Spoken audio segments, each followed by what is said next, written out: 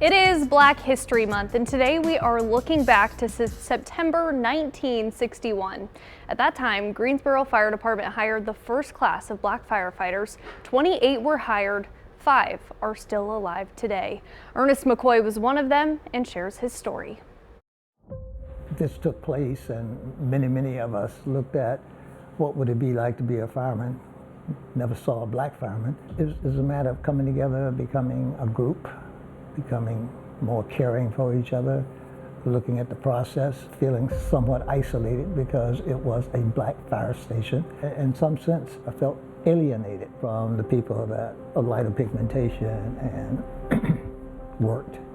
So, plus the fact we got pretty much most of the dirty deal. But the interesting thing is that when we went to a fire, there was no color except orange, the color of the fire. It didn't make any difference what truck you went to get something, you got it.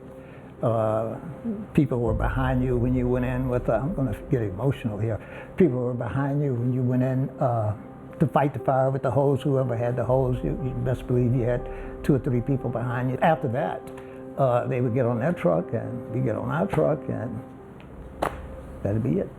The station was segregated at the time. These experiences are burned in Ernest McCoy's memory. Many of those firefighters later became mentors. Station 4 was my first assigned station in 1987.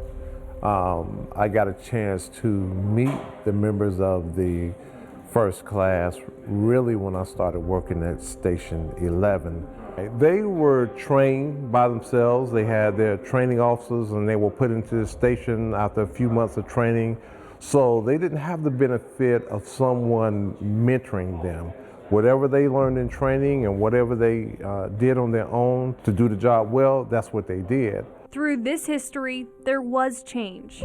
But for both Gerald and McCoy, it can't stop here. I'm the 3rd African American to be a deputy fire chief. Chief Flowers did go on to be the fire chief. Chief Hunter was the 2nd one. But it saddens me a little bit that I'm able to count each and every one person, and I know them personally, that the history doesn't go back far enough to have a long line of people. It's not something that has stopped. It has gotten somewhat less, or it has gone underground. We are all human beings with different pigmentation contingent upon the earth. And because you are less dark or you're more whatever, doesn't make you better than, it just makes you different than. And we are all different. And we also have similarities, but we have a tendency to forget that.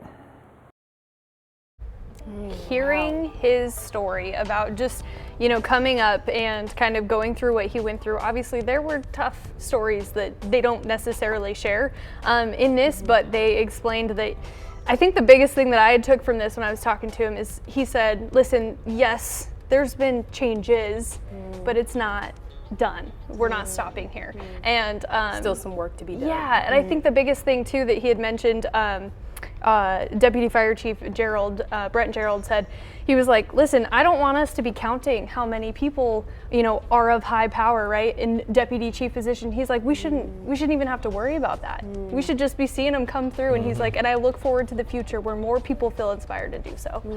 It's nice to, I'm so glad that you shed light on this story because, hopefully there are some younger kids that are able to see stories like this and be able to talk to these former firefighters, hear about the experiences they went through, and that way they can be a mentor for them going into the years to come as well too, so as they follow in their footsteps. I mean, I think for him, it'd be great for him to speak to elementary school kids. Right, exactly. Really, That though, would be a great thing to do. It really Nice would. story. Thank you. Yep.